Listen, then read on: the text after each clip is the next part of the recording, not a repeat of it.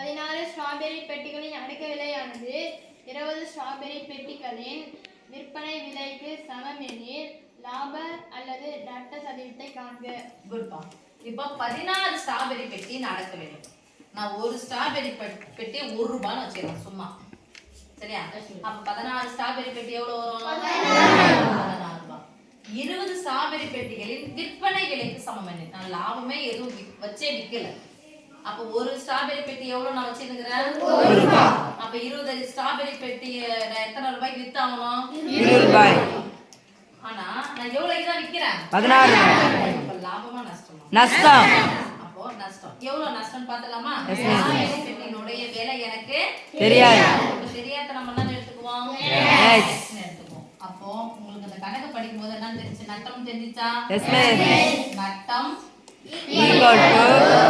Equal to சொன்னா எவ்வளவு நஷ்டம் வருது? 20 ஸ்ட்ராபெர்ரி பெட்டி 20x. 16 ஸ்ட்ராபெர்ரி பெட்டி 16 என்ன பண்ணணும்? மைனஸ் பண்ணணும். 20x ல இருந்து 16x போயிடுச்சா மீதி எத்தனை xமா? 4x. இப்போ எத்தனை நட்டம் வந்துச்சு? அப்ப என்ன சதவீதம் கண்டுபிடிப்போம்? எதல? அடக்க விலை. மிஸ் இந்த அடக்க விலை எடுத்துக்கமானா இல்ல. எவ்வளவு ரூபாய்க்கு தான் நான் எவ்வளவு ஸ்ட்ராபெர்ரி பெட்டி நான் இது பண்ணிருக்கேன்? 20 ஸ்ட்ராபெர்ரி. அப்ப அடக்க விலையில் எவ்வளவு? நட்டம். அடக்க விலையில் நட்டம் இன்டு 100%.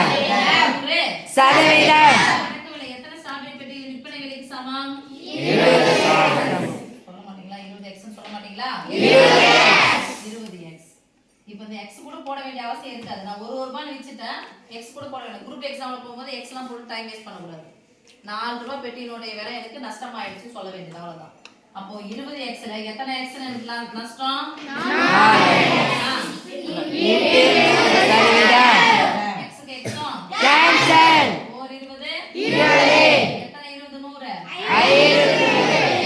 100 குறுக்க என்ன பண்ணனும்? கேன்சல் பண்ணனும். பெருக்கணுமா? கேன்சல் பண்ணனும். இப்போ நம்பர் தான் கைனா 20.